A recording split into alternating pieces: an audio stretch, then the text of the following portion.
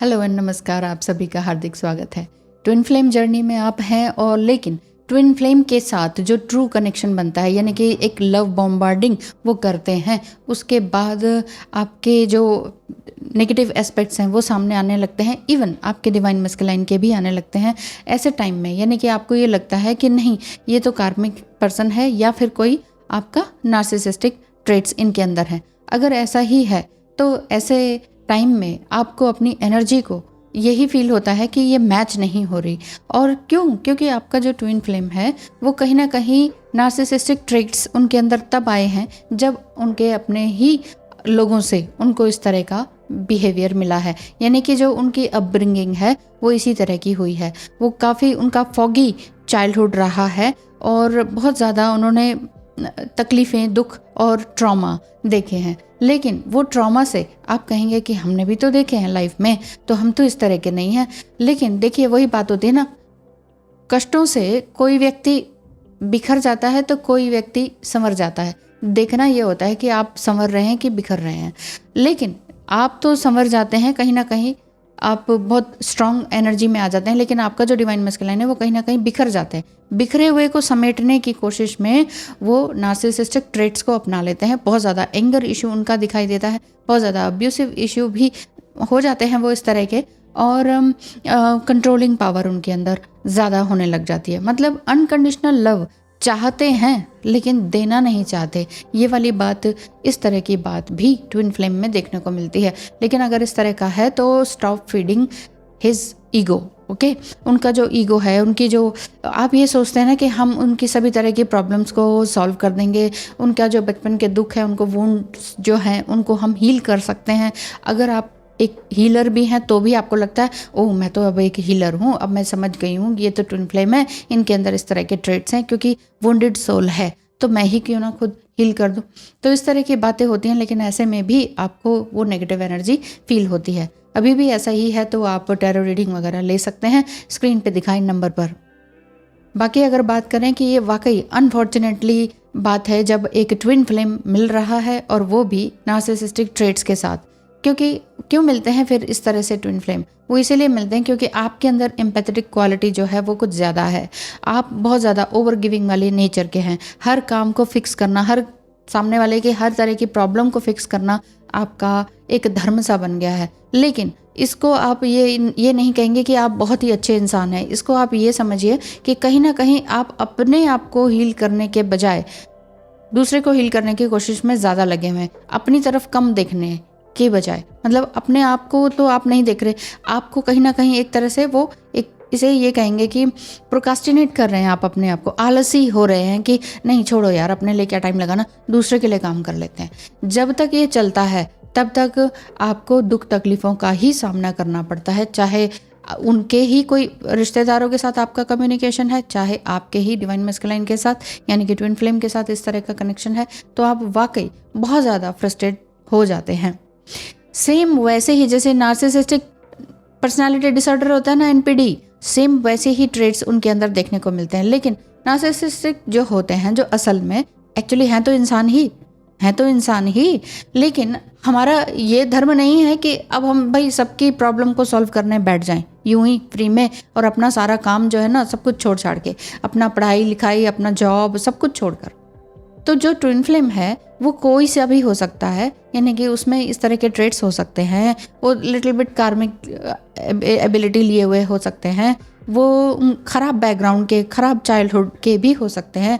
बहुत लोग यही कहते हैं ना, नहीं ट्विन फ्लेम तो एक बहुत ही अच्छा है साइन है, एक रोमांटिक जर्नी रहती है।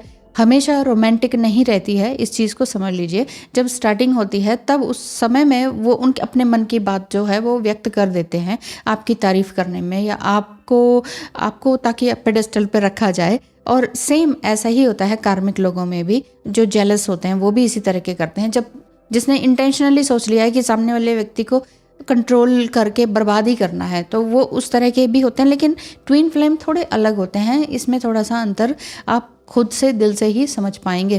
क्यों? क्योंकि जो खराब लोग होते हैं, जो कार्मिक लोग होते हैं, जिन्होंने वाकई आपकी ज़िंदगी को हेल बनाने की 100% कोशिश की है, आप वहाँ से बाहर निकल के एक चैन की सांस भी लेते हैं, या फील ये होता है कि अभी हम निकले नहीं हैं, लेकिन यहाँ से निकलेंगे ना तो चैन की सांस आएगी, एक बहुत अच्छी नींद ज़रूर लेंगे हम। लेकिन ट्विन फ्लेम के साथ यही होता है कि ये दूर ना जाने पाए, उनके साथ क्लिंगीनेस रहती है और ऑब्सेसिवनेस रहती है। वो टू मच ऑब्सेसिवनेस जो होती है वो आपको बहुत ज़्यादा फ्रस्ट्रेट करती है, डिप्रेस करती है, किसी भी तरह के काम में मन नहीं लगने देती। कोई बात नहीं, इस तरह का टाइम पीरियड आता है, इस टाइम में आपने सिर्फ और सिर्फ अपने ऊपर ध्यान देने की कोशिश करनी होती है। अगर मैं कहूँ कि अभी आप रो रहे हैं, बहुत तकलीफ में हैं, अभी अभी वो अब्यूज़ करके चले गए हैं, अब आप अपने ऊपर मेडिटेशन करने बैठ जाओ, थोड़ा मुश्किल होता है। ठीक है, इट्स ओके टू क्राई, जितना रोना है रो लिया।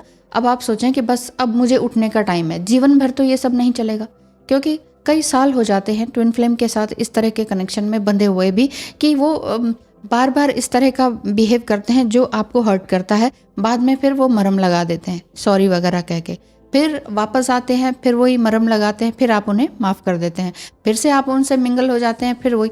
मतलब ये साइकिल कई सालों से अगर चल रहा है तो इट मीन्स एक बार तो सामने वाले की गलती समझ ली जा सकती है, लेकिन हर बार अगर आप उन्हें चांस दे रहे हैं और सेम बल्कि उससे भी ज़्यादा हर्ट फील कर रहे हैं, तो यहाँ पर आपकी गलती है। यहाँ पर आपको समझ जाना होगा। वहाँ पर आप ये नहीं कहेंगे, अपने ऊपर टैग लगा के मत चलिए, नहीं हम तो ट्विन फ्लेम है, नहीं हम तो डिवाइन फेमिनिन है, नहीं हम तो इम्पैथ हैं, हमें तो ये सब, हम इनको दुख नहीं दे सकते। ओहो, वो आपको बहुत दुखों के सागर में डुबा रहे हैं और आप कह रहे हैं कि मैं उनको छोड़ के दुख नहीं दे सकती या सकता। ये तो अपने ऊपर ज्यादती है, फिर तो ये मृत्यु पर्यंत चलता रहेगा, फिर आपको बचाने वाला कोई नहीं है। हम कहते हैं ना कि कोई हमें बचा ले, कोई लाइफ कोच हो जाए। What is life coach? मैं तो अपने लिए कभी भी नहीं बोलती कि I am a life coach. मैं अपनी लाइफ को बचा पाई हूँ। मैं बस ये कह रही हूँ कि आप भी अपनी लाइफ को बचाएं। बचाना इन द सेंस कि हम को डिपेंडेंसी में रहते हैं ना, शायद ये कभी ठीक हो जाए तो फिर ये मुझे वैसे ही उसी तरह से प्रेम करें, वो वाली बात नहीं होती है। यहाँ पर जो ट्विन फ्लेम जर्नी में है, इसमें हमें डिवाइन फेमिनाइन्स को अपने लिए खुद से स्टेप लेना होता है, खुद से वॉक अवे होना होता है, खुद से अपने लिए स्टैंड लेना होता है। चाहे वो अपने जॉब के लिए हो, जॉब परस्यू कर रहे हो, कोई हायर एग्जाम दे रहे हो, फॉरेन में जाना हो, वट जो भी कुछ है वो आप अपने लिए अभी तक जो सपने थे वो ट्विन फ्लेम की वजह से छोड़ दिए ना आपने, तो मत छोड़िए ना। ये ट्विन फ्लेम आपको सब कुछ छोड़ के बैठ के रोने के लिए नहीं बनी हुई है ये जर्नी। हाँ, एक टाइम पीरियड ऐसा आता है कि जब आप कहते हैं ठीक है लो जी मैंने तुम्हारे लिए दुनिया छोड़ी, लेकिन ये भी तो होता है कि मैंने तेरे लिए रे जग छोड़ा तू मुझको छोड़ चला, ये वाली बात भी तो होती है। जब ये वाली बात आती है तब आप डिप्रेशन में आ जाते हैं। डिप्रेशन में मत आइए, सामने वाले की गलती है, इसमें आपकी गलती नहीं है।